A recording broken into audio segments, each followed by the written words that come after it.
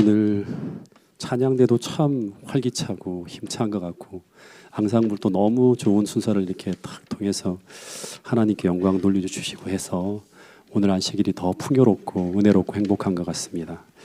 우리 이를 위해서 함께 예배를 위해 수고하고 헌신하는 우리 앙상블과 우리 찬양대를 위해서 우리 늘 기도해 주시고 또 격려해 주시고 응원해 주시기를 부탁드리겠습니다. 오늘은 기도 시간에도 잠깐 언급한 것처럼 11시에 들어온 교인들, 사람들이라고 하는 제 이야기인데 11시 예배 때 들어오는 게 아닙니다. 이거 아시죠? 네. 네. 잘 파악하셔야 됩니다.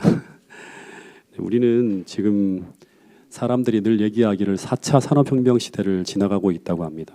근데 이 4차 산업혁명이라고 하는 것이 무엇을 말하는 것인가 하면 여러분 많이 들으셨겠죠. 인공지능, 로봇 기술, 생명과학, 사물 인터넷 이런 것들을 통해서 사회 전반에 아주 혁명적 변화가 일어나고 있는 그런 시대를 이 4차 산업혁명 시대라고 합니다. 근데 이 4차 산업혁명 시대의 핵심 키워드가 두 가지가 있는데 첫 번째는 융합이라고 하는 것이고 또 하나가 뭔가 하면 혁신이라고 하는 거예요. 아주 급격한 변화라고 하는 거예요. 예를 들면 이 스마트폰이 만들어지면서 스마트 기기 안에 뭐가 들어가죠? 컴퓨터, 전화기, 카메라, 계산기, TV, 내비게이션 수많은 기능들이 하나로 융합되어지면서 따로따로 존재하던 전화기가 사라지고 카메라가 사라지고 계산기가 사라지고 하면서 엄청난 변화가 일어납니다. 제가 동작교에 있을 때도 이 사전을 가지고 일본하고 계속 이제 사업을 하던 분이 한순간에 이 스마트 기기가 들어오면서 다 사업이 그냥 끝나버리는 그런 상황들이라는 걸 제가 보게 되었어요. 그런데 이 기술 혁신으로 인한 사회 변화의 스피드가 어느 정도인가 하면 과거에는 상상 속에 등장하는 기술들이 현실에서 다 실현되어지게 되는 데까지 걸리는 시간이 이전에는 한 50년, 10년, 50년, 100년이라고 하면 이제는 오늘 상상하고 꿈꾸던 기술이 내년에 그 기술의 신뢰를 보게 되는 그런 시대가 지금 요즘 시대라고 합니다. 그래서 무인 자동차 옛날에 어릴 때 꿈에도 그리던 거였죠. 지금 실현을 거의 앞두고 있어요. 음성 인식, 생체 인식 기술 그리고 사람과 대화가 가능한 인공지능 로봇. 우리가 옛날에는 만화 영화에서 봤던 것들이 SF 영화에서만 봤던 것들이 다 실현되어집니다. 그런데 이런 혁신이 굉장히 빠른 속도로 일어나게 되면서 편리하고 좋은 일들만 생겨나는 것이 아니라 유토피아를 우리가 꿈꾸게 되는 게 아니라 굉장히 많은 부작용들이 생겨날 수 있다고 합니다. 그 하나가 뭔가 하면 오늘 새로이 개발된 기술이 갑자기 신기술이 금방 나오면서 내년에 쓸모없는 기술이 되어지는 일들이 막 벌어지는 거예요. 그래서 오늘 안정되이 생계를 유지하던 나의 일자리가 갑자기 내년에 쓸모없는 자리가 될 수 있다고 하는 거예요. 그래서 빨리 새로운 일자리를 또 찾아야 돼. 근데 문제는 이 4차 산업혁명이라고 하는 것이 인간이 하던 영역을 점점 로봇이라든가 인공지능으로 대체되어지면서 인간의 노동력이 점점 필요 없어지는 그런 사회로 변해가고 있다고 하는 거예요. 제가 오래전에 읽었던 책인데요. 이 제레미 러프킨이라고 하는 사람이 쓴 노동의 종말이라고 한 게 있어요. 엔트로피 법칙 이런 굉장히 미래학자로서 아주 뛰어난 그런 그런 기사라든가 이것도 예측을 하는 사람인데 이 사람이 낸 책 중에서 노동의 종말이라고 하는 책에 보면 이런 이야기가 나옵니다. 예전에는 땅 1에이커 한 1200평이거든요. 이 정도의 땅에 보리를 수확하려면 1880년대에는 한 20명의 노동자가 필요했다고 합니다. 근데 1930년대에 들어와서는 산업혁명이 막 일어나고 하면서 굉장히 이제 기술이 발달하면서 한 6명 정도 노동자가 필요했고 2020년에는 1200평의 땅에 보리를 수확하려면 기계 한 대를 몰 수 있는 한 사람 정도면 끝난다고 합니다. 근데 앞으로는 아예 인간이 단 한 명도 필요 없는 시대가 도래할 것이라고 하는 거예요. 그러니까 인간이 힘들고 어렵게 하던 대부분의 일들이 이제 무인화, 자동화로 변할 것이라고 하는 거예요. 사람이 할 수 있는 일들이 하나둘 사라지면서 사람은 어떻게 변하는가 하면 쓸모없는 존재로 점점 인간의 가치가 계속 도구화되어지고 심지어 차별화되어지면서 앞으로는 이제 어떤 일이 벌어지게 되는가 하면 이 세상에는요, 쓸모 있는, 가치 있는 소수의 사람과 쓸모 없는 다수의 사람들로 세상이 나누어지게 된다고 하는 거예요. 즉 소수의 스마트 기술을 다룰 수 있는 사람과 권력을 가진 사람들, 그 반대편에는 대다수의 세상에 별 쓸모없는 사람들로 나누어지는 그런 사회가 만들어질 것이라고 하는 거예요. 마치 1차 산업혁명 당시에 그때 배경으로 쓰여진 아주 유명한 소설이 있죠. 그게 바로 뭔가 하면 레미제라블이라고 하는 이 빅토르 위고라는 사람이 있었는데, 근데 이 시대에 세상의 경쟁에서 밀려난 대다수의 사람들이 생존을 위해 몸부림치다가 범죄로 내몰리고 사창가로 내몰리면서 말 그대로 레미제라블, 비참한 사람들로 가득 찬 세상이 당시의 세상이었던 것처럼 미래에 우리는 또다시 그와 똑같지는 않지만 그런 비참한 세상이 우리가 미래에 만나게 될 세상이 될 수도 있다고 하는 것입니다. 그 무라타 사야키라고 하는 사람이 쓴 편의점 인간이라고 하는 책이 있는데요. 그 책에 이런 말이 있더라고요. 결국 이 사회는 무리해서 도움이 되지 않는 인간은 결국 삭제되어지게 되어 있다 하는 거예요. 다시 말해 사회의 효용 가치가 없고 쓸모없는 인간은, 경쟁에서 계속 밀려난 인간은 계속 소외되어지고 결국 삭제되어져 가는 사회. 그래서 그렇게 되지 않기 위해서, 즉 이 사회에서 쓸모 있는 인간이 되기 위해서 죽을 때까지 몸부림쳐야 되는 그런 세상이 바로 우리가 미래에 살아가야 될, 지금 도래하고 있는 이 무시무시한 세상이라고 하는 것입니다. 여러분, 그래서 이런 세상은 계시록 14장 11절에 보면 우리로 하여금 밤낮 쉼을 얻지 못하게 만들 것이라고 하는 거예요. 아무리 스펙을 쌓아도, 아무리 공부해도 쓸모 있는 사람이 되기가 힘든 그런 세상에서 우리가 죽을 때까지 쉼을 누리지 못하는 그런 삶을 살아가게 만들 것이라고 하는 것입니다. 40만 넘으면 경쟁에서 뒤처지게 되고, 50이 넘으면 일자리가 없어지고, 60이 넘으면 마치 사회에서도 가정에서도 별 도움이 안 되는 천덕꾸러기 같은 존재가 되어버린 듯한 그런 삶을 살게 되는 게 바로 오늘 우리가 살아가고 있는 세상의 모습이라고 하는 것입니다. 그런데 그런 비참하고 두려운 종말적 세상 속을 살아내야 되는 우리에게 주님은 수많은 성경의 가르침을 통해서 하나님 나라는 그런 세상과 전혀 다른 원리로 돌아가는 세상이라고 하는 걸 말씀해 주셨어요.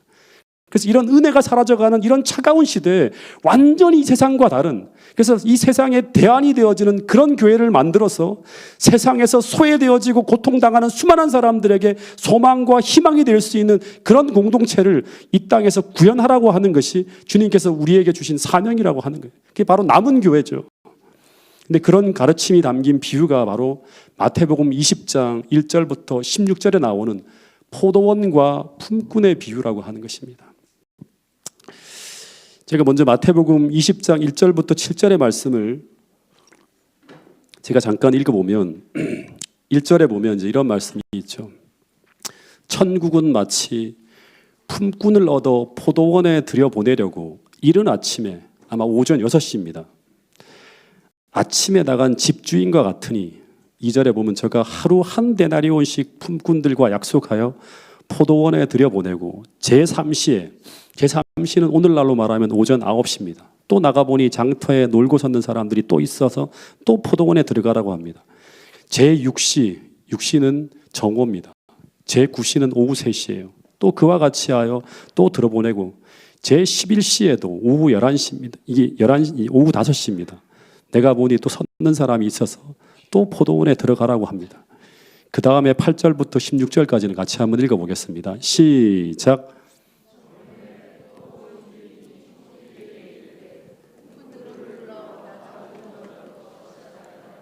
먼저 온같이 삭슬 주라 하니 제11시에 온 자들이 와서 한 데나리온씩 받거늘 저희도 한 데나리온씩 받은지라. 받은 후 집주인을 원망하여 가로되 나중 이 사람들은 1시간만 일하였거늘 저희를 종일 수고와 더위를 견딘 우리와 같게 하였나이다. 주인이 그 중에 한 사람에게 대답하여 가로되 친구여, 내가 네게 잘못한 것이 없노라. 네가 나와 한 데나리온의 약속을 하지 아니하였느냐. 네 것이나 가지고 가라. 나중에 온 이 사람에게 너와 같이 주는 것이 내 뜻이니라. 내 것을 가지고 내 뜻대로 할 것이 아니냐. 내가 선함으로 네가 악하게 보느냐. 이와 같이 나중된 자로서 먼저 되고 먼저 된 자로서 나중되니라. 이 본문에 보면 이제 품꾼들이 아주 길거리에 넘치고 있었습니다. 근데 여기 보면 해질 때까지 오후 5시까지 기다려도 써주지 않는 사람들이 서성거리고 있었는데, 보통 오후 6시쯤 되면 하루 일이 끝나기 때문에 보통 품꾼들은 정오가 지나면 선택받지 못하면 대부분 다 어떤 생각을 하는가, 나를 써줄 곳이 없구나 하며 집으로 돌아가게 된다고 합니다. 근데 이 비유에 나오는 사람들은 11시니까 오후 5시 해질 때까지 집으로 돌아가지 못하고 막 길거리에 서성이고 있었어요. 근데 이 사람들이 어떤 사람들일까? 이 본문을 보면 당시에는 밀과 보리 농사 기간이 이제 끝나고 포도 농사 기간이 이제 들어갔기 때문에 노동력이 아주 과잉으로 공급되어지면서 일꾼들이 아주 넘쳐나는 그런 시기라고 합니다. 그러면 어떤 일이 벌어지는가 하면 품값이 먼저 내려가요. 그러면 어떤 일이 벌어지는가 하면 늙고 병들고 일을 잘못하는 사람은 그런 상황에서 일자리를 얻을 가능성이 거의 없어지는 그런 상황에 이제 내몰리게 된다고 합니다. 그래서 아마 이 5시까지 일자리를 찾으며 기다리고 있는 이 품꾼들은 놀아서 못 들어가는 게 아니라 선택을 못 받아서 경쟁에서 밀려난 사람들이었어요. 실제 6절, 7절에 보면 제가 옛날에는 목사님들이 설교 들을 때 이 사람이 놀다가 못 들어갔다고 그렇게 설교를 들은 적이 있는데 실제로 본문에 보면 그렇지가 않고요. 6절에 보면 제11시의 장터에 있는 사람들에게 주인이 물어요. 뭐라고 묻는가 하면 너희는 어찌하여 종일토록 놀고 있냐고 묻는데, 놀고 있다고 하는 건 못 들어가는 거예요. 근데 뭐라고 답을 하는가 하면 가로되 우리를 품꾼으로 쓰는 이가 없다고 대답을 하는 거예요. 그러니까 이들이 종일 놀다가 일터로 못 들어간 것이 아니라 이들은 선택을 받지 못해서 농장으로 못 들어간 사람들이었어요. 추측해 보면 나이가 많거나 몸이 약하거나 이 사회의 경쟁에서 밀려난 사람들을 말하고 있는 것이죠. 그런데 그날도 여전히 선택을 받지 못해서 오후 5시까지 기다리고 있는데, 그런데 11시에 어떤 포도원 농장의 주인이 와서 그들을 부르는 거예요. 아직까지 일자리를 구하고 있는 분들이 계시냐고 이렇게 물어요. 그러자 아주 늙고 힘없는 사람들이 쭉 일어나서 뭐라고 하는가 하면 저희는 아직까지 선택을 받지 못했다고 하면서 일어납니다. 그러자 주인이 뭐라고 하는가 하면 그러면 저를 따라서 농장으로 들어오라고 하면서 이들을 모두 품꾼으로 채용했습니다. 5시에 농장에 들어갔으니까 농장이 무슨 분위기일까요? 파장 분위기예요. 모든 것을 다 정리하고 마무리하는 시간이었고 뒷정리만 하다 보니까 벌써 땡 하고 6시가 됐어요. 하루 일과가 끝이 났습니다. 그 집주인이 6시가 딱 되자 청지기를 지켜서 일당을 나누어 주라고 합니다. 그래서 5시에 온 사람들은 1시간을 일했기 때문에 정상적인 노동시간의 12분의 1에 해당하는 12분의 1 데나리온을 오늘 받을 거라고 생각을 했을 거예요. 11분의 1이면 오늘날로 말하면 몇천 원 정도예요. 한 5천 원 정도 주어지는 거예요. 놀랍게도 그 사람에게 하루 종일 일한 품삯인 한 데나리온, 오늘날로 말하면 10만 원을 주는 거예요. 예. 갑자기 막 품꾼들이 술렁이기 시작합니다. 1시간 일한 사람이 10만 원 받았으면 그러면 오전부터 종일 수고하던 12시간 일한 사람은 얼마를 받아야 될까요? 120만 원. 6시간 일한 사람은 60만 원 정도 받을 거라고 생각하면서 막 술렁이는 거예요. 와, 우리 대박 났다 오늘 하면서. 근데 주인은 모든 사람에게 동일한 임금을 탁 줍니다. 1시간 일한 사람이나 6시간 일한 사람이나 12시간 일한 사람이나 모두 똑같이 한 데나리온씩 10만 원을 주는 거예요. 그러다 농장 안이 완전히 막 소란스러워지고 난리가 납니다. 먼저 온 품꾼들이 주인에게 뭐라고 하는가 하면 이런 처사는 공평하지 못하다고. 어떻게 종일 더위를 무릅쓰고 수고한 우리와 오후 5시에 들어와서 잠깐 수고한 사람들의 품값이 어떻게 똑같을 수 있냐면서 주인에게 막 화를 냅니다. 주인이 뭐라고 하는가 하면 내가 잘못한 것이 없다고 하는 거예요. 너와 나는 한 데나리온을 약속했고 그래서 나는 너희에게 정당한 임금을 지불했다고. 그런데 여기 나중 온 사람에게 내가 한 데나리온을 주는 것은 무엇이다? 나의 선한 뜻이다. 그런 거예요. 그래서 근데 너가 악함으로 나를 나쁘게 보고 있다고 말씀을 하시면서 그러면서 결론으로 이런 말씀을 했어요. 나중된 사람이 먼저 되고 먼저 된 사람이 나중되리라. 이 말씀으로 이야기가 쫙 맞춰집니다. 근데 먼저 하나 살펴봐야 될 게 뭐냐 그러면 이 농장 주인에게 막 항의하는 이 품꾼들은 누구를 상징하고 있을까요? 모두 하나님의 농원에서 하나님의 일을 감당하고 있는 사람들, 그러니까 이들은 하나님 백성이라고 공언하면서 주의 농원에서 일하고 있는 사람들이에요. 오늘 여러분과 저라고 할 수 있는 거예요. 근데 하나 살펴볼 수 있는 것은 이들의 마음 속에는 주인의 선한 마음이 담겨 있지 않다고 하는 거예요. 그래서 이들은 주님의 정신과 다른 정신으로 주님의 농원에서 주님의 일을 하고 있는 사람들이었어요. 이들을 당시와 비교해서 살펴보면 먼저 일찍 들어와서 농장에서 일하고 있는 사람들인 바리새인이나 서기관이나 율법사들이라고 할 수 있겠죠. 그래서 이들은 11시에 들어온 품꾼들과 위치 이동이 일어나게 될 수도 있다고 하는 거예요. 그 경고의 말씀을 주신 거예요. 근데 이 비유가 등장하게 된 배경을 보면 실물 경원을 제가 쭉 읽어봤는데요. 이 스토리가 나오게 된 배경이 뭐냐 그러면 마태복음 19장에 보면 부자 관원 이야기가 나옵니다. 그래서 이 부자 관원이 뭐라고 하는가 하면 예수님에게 내가 주님을 따르고자 하고 영생을 얻으려고 한다고 하는데 그런 말을 하니까 주님이 이 부자 관원에게 뭐라고 하는가 하면 내가 영생을 얻고자 할진대 너의 모든 소유를 다 팔아 가난한 사람에게 나눠줘라. 그러면 천국의 보화가 내게 있을 것이라고 하는 그런 말씀을 하셨어요. 근데 이 말씀을 딱 듣고 베드로가 어떤 생각을 하는가 하면 천국의 보화라고 하는 것의 이 보상에 꽂혀갖고 어떤 질문을 하게 되는가 하면 우리는 주님을 위해서 모든 걸 다 버렸는데 그럼 우리가 천국에서 무엇을 얻을 수 있습니까? 하면서 자신이 크게 희생한 그 희생의 대가로 나중 온 사람들보다 더 큰 보상을 얻기를 바라는 마음을 딱 주님에게 보여줍니다. 그러자 주님께서 이 비유를 통해서 이 제자들의 생각을 바로잡아 주기 위해서 교훈으로 말씀하신 비유가 바로 뭔가 하면 이 비유라고 하는 거예요. 그래서 이 비유는 제자들의 마음에 천국이란 어떤 원리로 작동되어지는지 그 천국의 본질이 무엇인지를 알려주기 위해서 주님은 이 비유를 말씀하신 거예요. 그런데 이 비유의 시작에 보면 어떤 말이 나오는가 하면 하나님 나라는 천국은이죠. 하나님 나라는 품꾼을 부르러 간 이 포도원 주인과 같다 하면서 이야기가 시작되어집니다. 그래서 이 농장 주인의 모습은 천국의 본질이라고 할 수 있습니다. 이 농장 주인은 당시 세상에는 존재하지 않는 특별한 점들이 있어요. 어떤 점들이 있을까요? 첫 번째는 뭐냐 그러면 이 본문에 나오는 이 주인은 청지기까지 둔 큰 농장을 경영하는 주인이었어요. 근데 이 정도의 농장 주인이라면 주인이 직접 나가지 않아도 품꾼을 쉽게 구할 수 있는 그런 상황이었어요. 근데 이 상황에서 이상하게 이 주인은 직접 품꾼을 구하기 위해서 장터로 나가서 막 품꾼들을 직접 부르고 있었어요. 고르고 부르고 있었어요. 원래 품꾼을 구하는 것은 관리인이 해야 되는데 그런데 이 농장 주인은 직접 장터로 나갔다고 하는 게 특별한 그런 모습이었어요. 그냥 물어볼게요. 만약 주인이 아닌 청직이나 관리자가 품꾼을 구하러 나갔다면 어떤 일이 벌어졌을까요? 청지기들은 주인의 농장에 손해가 가지 않도록 하기 위해서 가능한 일 잘하게 생긴 건강한 사람들로 딱 필요한 만큼만 불러왔을까요? 근데 이것은 비유니까 이것을 당시 유대 사회에 한번 적용해 보면 당시 세상에서 언제나 선택받는 위치에 있었던 일을 잘하게 생긴 건강한 사람들은 누구였을까요? 멋있는 그러한 종교적 가운을 입고 사람들 앞에서 늘 기도하는 모습을 보여주며 살아가는 바리새인이나 율법사나 관원이나 제사장들이었겠죠.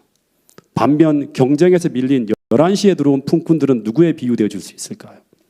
세리나 어부들이나 창기나 죄인들, 더하여 병들고 가난한 이들과 심지어 주인의 떡상에서 떨어진 그 떡 부스러기 한 조각의 은혜라도 붙들고 살아보려고 몸부림치던 그 수로보니게 여인 같은 이방인들도 전부 다 11시에 들어온 품꾼들과 같은 사람들이겠죠. 근데 주인으로 비유되어진 주님은 당시 온 장터를 돌아다니면서 모든 이들을 다 찾아다니며 그들을 부르고 있었어요. 제자들을 보내지 않고 직접 가시는 경우가 참 많았다고 하는 거예요. 즉 주님은 농장에서 이들을 기다린 것이 아니라 사마리아 수가로 세리장 삭개오의 집으로 38년 중풍병자로 누워있던 그 연못가로 사방을 찾아 돌아다니면서 그들을 부르고 있었다고 하는 사실이에요. 그 중에는 심지어 어떤 품꾼들도 있는가 하면 어떤 자들까지 포함되어져 있는가 하면 당시에 당신의 농원에서 그 어떤 일도 할 수 없는 자, 평생 죄만 짓고 살다가 이제 십자가상에서 매달려 죽어가는 우편강도와 같은 존재까지도 주님은 그 11시가 아니라 11시 59분에도 그를 불러서 농장 안으로 불러들였다고 하는 것입니다. 즉 당신의 농장에서 그 어떤 봉사도 하지 못할지라도 그들이 그 농원에 들어오기만 하면 그들에게 꼭 필요한 은혜의 품삯이 주어졌다고 하는 것이 바로 성경을 통해서 그 시대에 오늘 우리에게 던지는 아주 중요한 기별이라고 하는 거예요. 11시에 들어오든 11시 59분에 들어오든 심지어 11시 59분 59초에 들어오든 농장이 파장하기 전에 들어오기만 하면 그들에게는 은혜의 품삯이 주어졌습니다. 왜 그런가? 이 농장 주인은 세상의 주인과 전혀 다른 자비하고 은혜로운 그런 주인이기 때문이라고 하는 것입니다. 여러분, 그래서 주님은 이 비유를 통해서 오늘 우리에게 어떤 말씀을 하고 있는가 하면 이런 삭막하고 차가운 장터 같은 세상에서 정말 실패하고 실패해서 이제 정말 살벌하고 절박한 환경에 내몰려서 그 어떤 도움도 받을 수 없는 그런 처지에서 울고 있을지라도 그런 너희들에게 이런 농장 주인과 같은 주님께서 동일하게 우리를 찾아가고 있다고 말씀하고 있는 것입니다. 그리고 우리를 그 따뜻한 포도원 농장 안으로 들어오라고 부르시고 계신다고 말씀하고 있는 것입니다. 여러분, 그래서 이 비유에서 이 포도원 농장은 주님이 통치하시는 하늘나라를 말하고 있는 것이고 그들을 부르고 있는 농장 주인은 예수님을 가리키고 있는 것이고 이 초청에 응하여서 농장 안으로 들어가는 것을 우리는 뭐라고 하는가 하면 예수님 안으로 들어간다. 예수님 품 안으로 들어간다. 구원이라고 말합니다. 거기서 우리는 주님이 주시는 그 풍성한 하늘의 부요함 속에서 안식할 수 있다고 하는 것입니다. 왜냐하면 이 농장 안은 바로 하나님의 통치의 원리가 작동하는 은혜의 왕국이기 때문이라고 하는 것입니다. 주님은 오늘 우리 모두에게 이 하나님의 농장 안으로 들어오라고 이런 초청의 말씀을 하고 있습니다. 마태복음 11장 28절부터 30절 말씀을 같이 한번 읽어보겠습니다. 시작. 수고하고 무거운 짐진 자들아 다 내게로 오라. 내가 너희를 쉬게 하리라. 나는 마음이 온유하고 겸손하니 나의 멍에를 메고 내게 배우라. 그리하면 너의 마음이 쉼을 얻으리니 이는 내 멍에는 쉽고 내 짐은 가벼움이라 하시니라. 이 본문에 보면 수고하고 무거운 짐을 지고 살아가는 모든 사람들을 향한 이 예수님의 초청 속에 무엇이 포함되어져 있는가 하면 주님의 멍에를 매는 것이 포함되어져 있습니다. 이거 놓치면 안 돼요. 주님의 멍에를 매라고 하는, 마치 농장에서 우리가 일을 할 때 주님의 멍에를 매는 것처럼. 근데 우리가 주님의 멍에를 매기 위해서는 우리는 어떻게 해야 되는가 하면 본문에 보면 우리는 주님께서 우리에게 뭐를 알려줘야 되는가 하면 주님의 멍에를 매는 법을 알려주는 걸 배워야 된다고 하는 거예요. 나의 멍에를 베고 뭐 하라? 내게 뭐 하라? 배우라고 합니다. 즉 농장에서 살아가는 법을 배워야 됩니다. 이것이 바로 복음을 배우는 것이라 할 수 있겠죠. 농장 안으로 들어가는 것은 이 멍에를 매는 법을 배우고 이 농장 안으로 들어가서 이제 하나님 나라의 일을 하나님의 은혜로 행하기 시작하는 거예요. 근데 이 은혜의 초청이 정말 놀라운 것은 우리가 주님의 멍에를 메고 살아가는 법을 주님으로부터 날마다 배우고 있다면, 그래서 우리가 홀로가 아닌 주님과 함께 주님의 멍에를 메고 살아가고 있는 것이 정말 실제가 된다면 우리는 그 어떤 일을 한다 하더라도 주님과 함께 그 일을 하고 있다고 하는 확신을 갖게 되기 때문에, 그래서 어떤 일이 벌어지는가 하면 그때 우리 마음에 어떤 변화가 온다? 쉼을 얻게 된다고 하는 것입니다. 여러분, 그리스도인이 살아가는 삶이라고 하는 것은, 즉 믿음으로 살아가는 삶이라고 하는 것은 어떤 삶인가 하면 그것은 바로 내가 수고하고 애쓰고 노력하는 대가와 그 수고의 힘으로 홀로 투쟁하며 살아가는 것이 아니라 하나님께 내 삶을 맡기고, 그리고 주님께서 오늘 내게 주신 그 주님의 멍에를 메고 내 힘이 아니라 하나님의 은혜와 능력으로 살아가는 삶을 말합니다. 근데 오늘 우리가 이 원리를 주님을 통해서 실제로 배웠다면 그 원리가 내 삶에 오늘 날마다 적용되어지며 내가 오늘 그런 삶을 살아가고 있다면 우리는 어제와 동일한 환경에서 동일한 일을 하고 있을지라도 우리는 어제와 다른 큰 변화가 일어나게 되는데, 그 첫 번째는 무엇인가 하면 또다시 말하지만 우리 마음에는 하나님이 주시는 안식을 경험하게 됩니다. 두 번째는 무엇을 경험하게 되는가 하면 하나님이 주시는 날마다의 은혜에 감사가 넘치게 되고, 세 번째는 내가 늘 내 힘이 아니라 하나님이 주시는 은혜와 축복을 받아서 감당할 수 없는 것을 감당하고 있다고 하는 것을 알기 때문에 늘 겸손하게 됩니다. 그런데 이 쉼과 평안과 감사와 겸손이 농장 안으로 들어가서 주님이 주시는 은혜와 사랑을 받아 살아가는 사람들의 특징이라고 하는 것입니다. 그런데 이들이 바로 어떤 사람들인가 하면 11시에 농장 안으로 들어간 사람들의 공통적인 특징이라고 하는 것입니다. 태능교회 모든 성도들이 이 경험 속으로 들어가는 축복을 오늘 우리 모두가 누릴 수 있는 축복을 얻게 되기를 간절히 바라겠습니다. 여기서 우리는 내가 하늘과 연결되어져 살아가고 있다고 하는 구원의 확신을 얻을 수 있고, 더하여서 영원한 생명이신 그리스도께서 내 안에 거하신다고 하는 것을 확신할 수 있는 평안을 경험할 수 있다고 하는 것입니다. 여러분, 그래서 이 농장 주인은 이 은혜와 축복을 나눠주기 위해서 끊임없이 계속 거리로 나가서 품꾼들을 초청하면서 부르고 있었다고 하는 거예요. 한 번, 두 번, 세 번, 네 번, 다섯 번씩이나, 한 번 나가고 두 번 나가면 끝이에요. 다섯 번씩이나 파장이 임박한 그 오후 5시까지, 역사의 마지막 순간까지, 더하여 여러분의 인생의 마지막 순간까지 주님께서는 끊임없이 라오디게아 교회의 그 교인들의 문 밖에서 마음을 두드리는 것처럼 부르고 계신다고 하는 것입니다. 이 초청은 은혜의 초청의 시기가 끝나기 직전까지 주님의 이 호소는 멈추지 않을 것이라고 성경은 이야기하고 있습니다. 그런데 이 초청이 다 끝나고 농장의 일도 다 마쳐진 후에 이제 품꾼들에게 하루 일한 품삯을 나눠주는데, 이 농장 주인이 모든 사람들이 놀랄 만한 일이 벌어집니다. 어떤 게 놀라운가 하면, 동일한 품삯을 주었다고 하는 게 놀라운 게 아니라 11시에 들어온 사람, 아무 일도 안 한 사람에게 동일한 품삯을 주었다는 것이 바로 놀라운 점이라고 하는 것입니다. 근데 이것은 어떤 원칙을 가지고 품삯을 나누어 준 것일까요? 원칙 없이 그냥 주인의 돈이니 그냥 주인 마음대로 주신 것일까요? 그렇지 않고 주인은 어떤 원칙을 가지고 품삯을 나누어 주고 있었습니다. 그 원칙이 무엇일까요? 네? 네, 집사님, 맞습니다. 이 원칙이 바로 천국이 돌아가는 원리겠죠. 이게 바로 교회가 돌아가는 원리가 되어야 돼요. 그것은 바로 그들의 일한 대로가 아니라 집사님 말씀하신 것처럼 그 주님의 풍성한 은혜와 사랑 때문에 그들의 필요를 따라 품삯이 나누어졌다고 하는 것입니다. 일한 대로가 아니라 필요에 따라요. 이게 원칙이에요. 당시 유대 사회를 한번 생각해 보면 대부분의 사람들은 아주 가난했다고 합니다.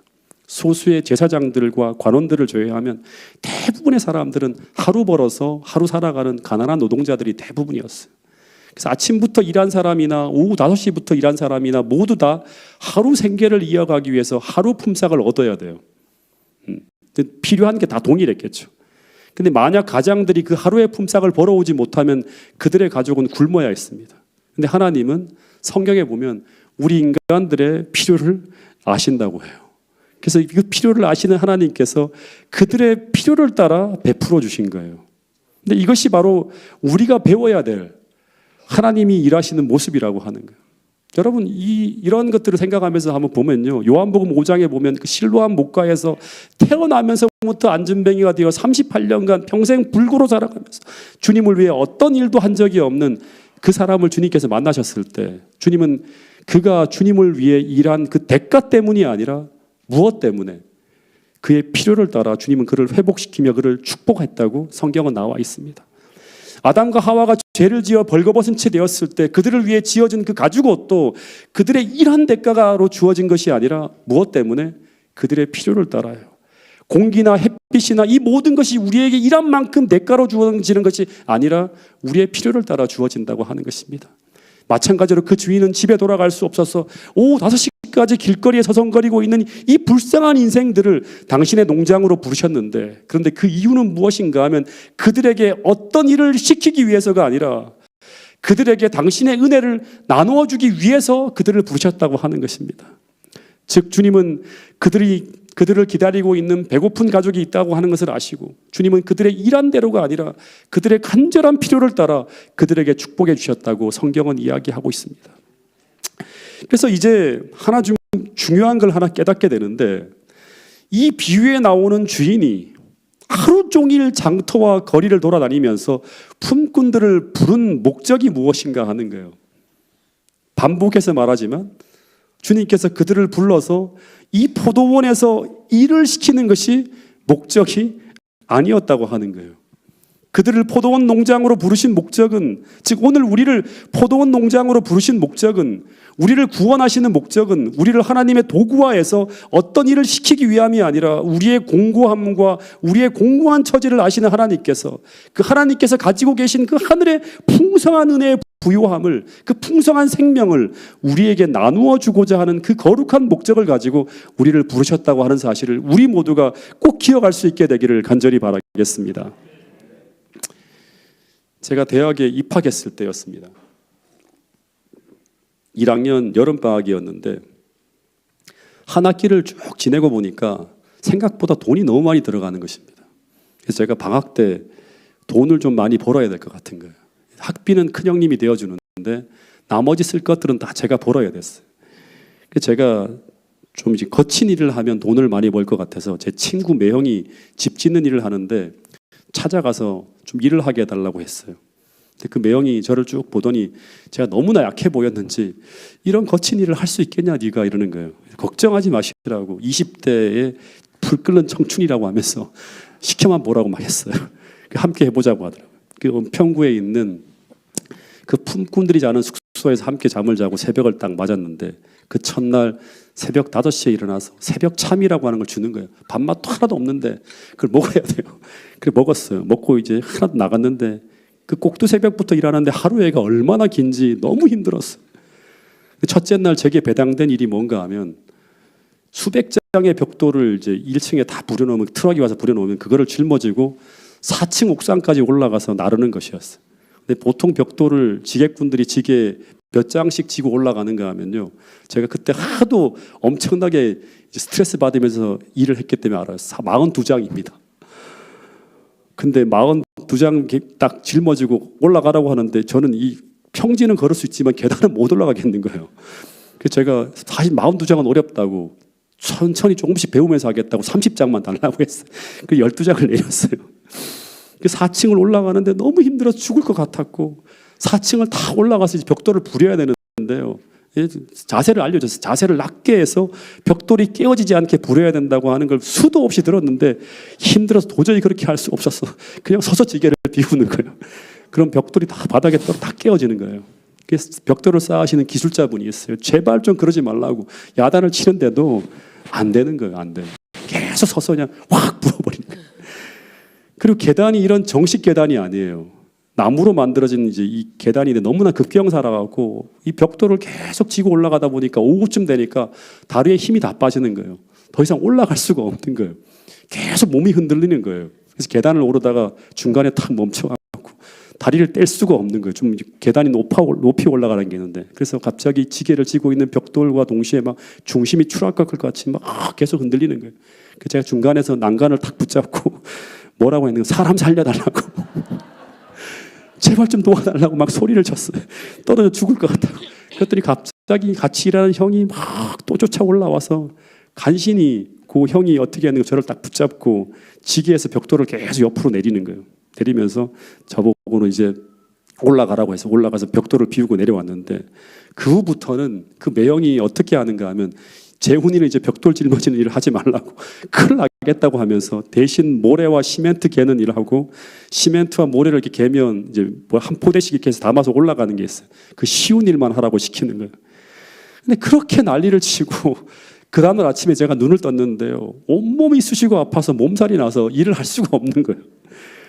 저는 금쪽이처럼 일을 했어요. 공사판에서 모든 사람들이 제가 막 신음소리를 하면 아유 힘들어 힘들어 하면 제가 일하다 다칠까 봐 재훈이 너 괜찮겠어? 계속 물어보면서 조금만 힘들다고 하면, 조금만 힘에 겨워 하면 쉬라고 하거나 힘든 일에서 계속 열애되어지는 거예요.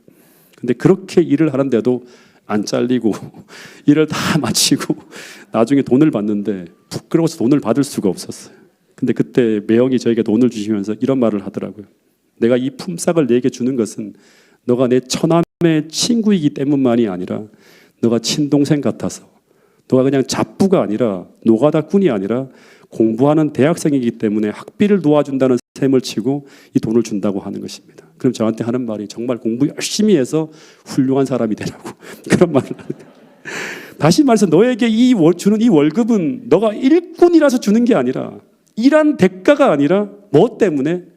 관계 때문에, 은혜로 넉넉하게 돈을 준다고 하는 거예요. 만약 일한 대가를 주려면 너는 절반의 품값도 못 받을 것이라고. 금방 쫓겨났겠죠. 이런 사람 누가 쓰겠어요. 매일 사고를 칠 것 같은 그런 염려와 불안감을 만들어주는데. 그래서 그 매형이 저를 부른 이유는 일을 시키기보다 저에게 도움을 주기 위해서 저를 부르신 거라고 하는 거예요. 제가 돈을 받으면서 그 매형분에게 얼마나 감사한 마음이 들었겠어요. 너무너무 감사하더라고요. 마찬가지로 이 비유를 통해서 하나님께서 우리를 당신의 농원으로 부르신 목적은 1차적으로는 우리에게 당신의 일을 하라고 부르신 것이 아니라, 노동이 목적이 아니라 복을 주시기 위해서 부르신 것이라고 하는 거예요. 이 복을 받아야지만, 이 사랑을 받아야지만, 이 은혜를 받아야지만 우리는 바른 정신을 가지고 진정으로 하나님의 일을 할 수 있는 정상적인 그리스도인으로서의 삶을 살아갈 수 있다고 하는 것입니다. 가끔씩 우리 다인이가 용돈이 궁할 때마다 제 발을 붙잡고 뭘 하는가 하면 발 마사지를 해준다고 해요. 발을 막 주물러요. 그러면서 뭐라고 하나, 아빠 나 용돈이 필요해요 하면서 하는 거예요. 그럼 제가 침대에 탁 누워서 발 마사지를 받아요. 그래서 제가 다인이에게 용돈이 얼마나 필요하냐 하고 물어요. 그럼 다인이가 얼마가 필요하다고 하는 말을 해요. 그러면 제가 다인이에게 그 일한 대가만큼 용돈을 줄까요? 아니면 제가 다인이가 필요한 만큼만, 다인이 필요한 만큼의 용돈을 줄까요? 즉 아이들이 집안일을 한 만큼의 용돈을 줄까요? 아니면 아이들이 필요한 만큼의 용돈을 줄까요? 일한 만큼일까요? 필요한 만큼일까요? 부모는 자식의 필요를 따라서 용돈을 주지 절대 그 아이들이 집에 기여한 만큼의 돈을 주지 않습니다. 왜냐하면 우리 아이들과 저와의 관계는 부모와 자식의 관계이지 주인과 품꾼의 관계가 아니기 때문이라고 하는 것입니다. 마찬가지로 11시에 들어온 이 일꾼들은 하나님이 왜 아무 쓸모도 없는 자신들을 부르셨는지, 그 하나님의 은혜와 축복을 받으면서 그들은 하나님이 어떤 품성을 가지고 계신 분인지를 알고 그들과 하나님의 관계를 새롭게 정립합니다. 그리고 그들은 먼저 농장에서 일하던 그 모든 품꾼들보다 훨씬 더 위대하고 더 아름답고 더 진실된 그리스도인으로 거듭나서 주님을 위해 참되게 일하게 됩니다. 이게 바로 기복적인 유대교를 뛰어넘는 참된 기독교를 세우는 그리스도인으로 거듭나게 하는 하나의 비유의 모습이라고 하는 것입니다. 여러분, 우리가 어떻게 진실한 그리스도인을 살 수 있을까? 어떻게 이 교회가 사도행전적 교회가 될 수 있을까? 그들은 모두 하나님의 은혜를 풍성히 받으면서 살아가고 있는 사람이었기 때문이라고 하는 것입니다. 여러분, 이 비유를 한번 상상해 보면 5시에 들어온 포도원 품꾼이 그 받은 일당을 가지고 집으로 돌아가면서 어떻게 할까요? 아이들이 먹을 빵을 사가지고 음식을 사가지고 너무나 행복하게 집으로 돌아가고 있는 모습을 상상해 볼 수 있었을까요? 저기 밖에서 아버지를 기다리는 배고픈 아이들과 아내를 탁 보면서 막 달려가서 이 풍성한 빵과 음식을 탁 내어줍니다. 그때 아내가 눈물을 글썽이며 묻습니다. 이게 웬 거냐고. 그래서 이 남편은 말하기를, 여보, 오늘 정말 특별한 일이 있었어. 오늘도 어제처럼 하루 종일 품위를 기다리고 있는데 아무도 나를 부르지 않았어. 나는 이런저런 부분에 문제가 있잖아. 그래서 오늘도 경쟁에 밀려서 아무도 나를 부르지 않고 아무도 나를 찾지 않았어. 그래서 오늘 나는 공치는 줄 알고 힘이 빠져 있었거든. 근데 한 오후 5시쯤 이 모든 것이 끝나고 파장하는 분위기였는데, 근데 어떤 농장 주인이 와서 자신의 포도원에 와서 일하지 않겠냐고 묻는 거야. 그래서 그 집에 가서 일을 했는데 나는 거의 일도 하지 않았어. 왜냐하면 나는 힘든 일을 할 수 없는 그런 사람이잖아. 시간이 다 되어서 그냥 뒷정리만 하다가 딱 일이 끝났는데, 근데 얼마를 받았는지 알아? 10만 원이야. 나는 깜짝 놀랐어 하는 거야.